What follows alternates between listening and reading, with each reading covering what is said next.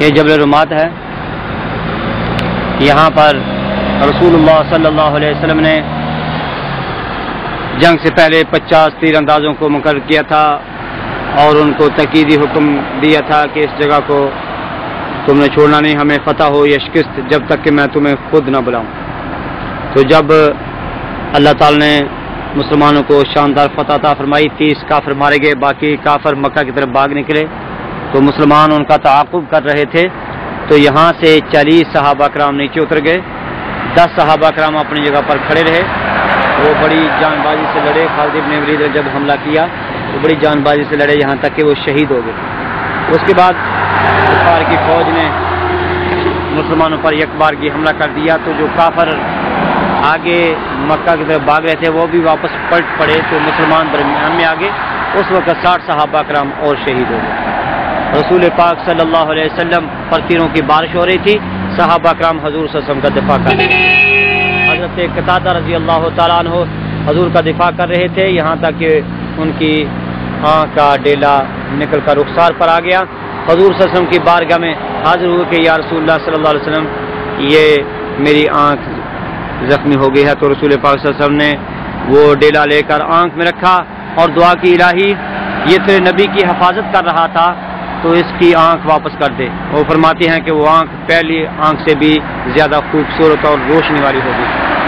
اسی طرح حضرت عبداللہ بن جہش حضور کا دفاع کر رہے تھے یہاں تک کہ ان کی ایک تلوار ٹوٹ گئی. تو حضور کی بارگاہ میں حاضر ہوتے ہیں. رسول پاک صلی اللہ علیہ وسلم کو ایک لکڑی عطا فرما دیتے ہیں اور فرماتے ہیں لو اس سے جنگ کرو. فرماتے ہیں میں نے پکڑ کر ہلایا تو وہ تلوار بن گئی. تو حضور صلی اللہ علیہ وسلم کہ آپ نے جو لباس لوہے کا پہنا ہوا تھا اس کی 2 کڑیاں آپ کے رخساروں میں چپ گئیں. حضرت ابو الدرداء نے آپ کے رخساروں سے وہ کڑیاں اپنے دانتوں سے کھینچی تو ان کے اس صحابی رسول کے دونوں دانت ٹوٹ گئے اور رسول پاک صلی اللہ علیہ وسلم کے رخساروں سے خون بہنا شروع ہو گیا. حضرت ابو سعید خدری رضی اللہ تعالیٰ کے والد مالک بن سنان خدری رضی اللہ تعالیٰ نے حضور صلی اللہ علیہ وسلم کا خون مبارک چوس لیا. حضور صلی اللہ علیہ وسلم نے ارشاد فرمایا کہ جس کے خون میں میرا خون مل گیا ہے اس کو دوزخ کی آگ نہیں چھو سکتی. سبحان اللہ. روایت میں ہے کہ جس نے جنتی دیکھنا ہو اس کو دیکھ لو. سبحان اللہ. تو چنانچہ وہ لڑتے ہوئے تھوڑی دیر کے بعد وہ بھی شہید ہو گئے تھے. تو یہ سامنے مزارات احد ہیں جہاں پر 70 صحابہ کرام مدفون ہیں جن میں رسول پاک صلی اللہ علیہ وسلم کے چچا سیدنا حمزہ رضی اللہ تعالیٰ عنہ بھی ہیں جن کے متعلق حضور صلی اللہ علیہ وسلم نے ارشاد فرمایا کہ جناب جبریل امین نے مجھے خبر دی ہے کہ اللہ تعالیٰ نے حضرت حمزہ کو 7 آسمانوں پر اللہ اور اس کے رسول کا شعر لکھا ہے. تو جب حضور کے غلاموں کی شان یہ ہے کہ ان کے نام آسمانوں پر لکھے ہوئے ہیں، ان کا چرچا آسمانوں پر ہو رہا ہے، تو آقا کا مقام کیا ہوگا. سبحان اللہ. اللہ اللہ شاہ کونین جلالت تیری، فرش کے عرش پہ جاری ہے حکومت تیری.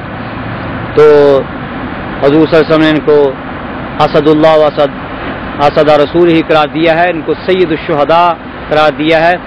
اور باقی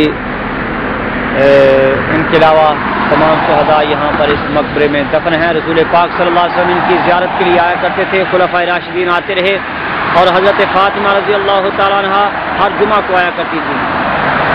رسول پاک صلی اللہ علیہ وسلم کے وصال کا وقت آیا تو آپ تمام صحابہ کرام کو لے کر یہاں پر آئے ہیں اور ان کی زیارت کی اور ان کے لیے دعا فرمائی اور فرمایا کہ تم ان کی زیارت کرو، ان کو سلام کرو. اس کی قسم جس کے قبضہ قدرت میں میری جان ہے، جو بھی ان کو سلام کرے گا یہ قیامت تک اس کے سلام کا جواب دیں گے.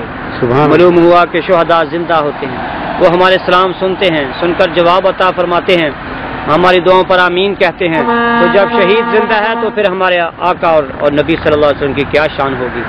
اسی لیے تو امام اہل سنت فرماتے ہیں تو زندہ ہے واللہ، تو زندہ ہے واللہ، تو زندہ ہے واللہ، تو زندہ ہے واللہ، میرے چشم عالم سے چھپ جانے والے.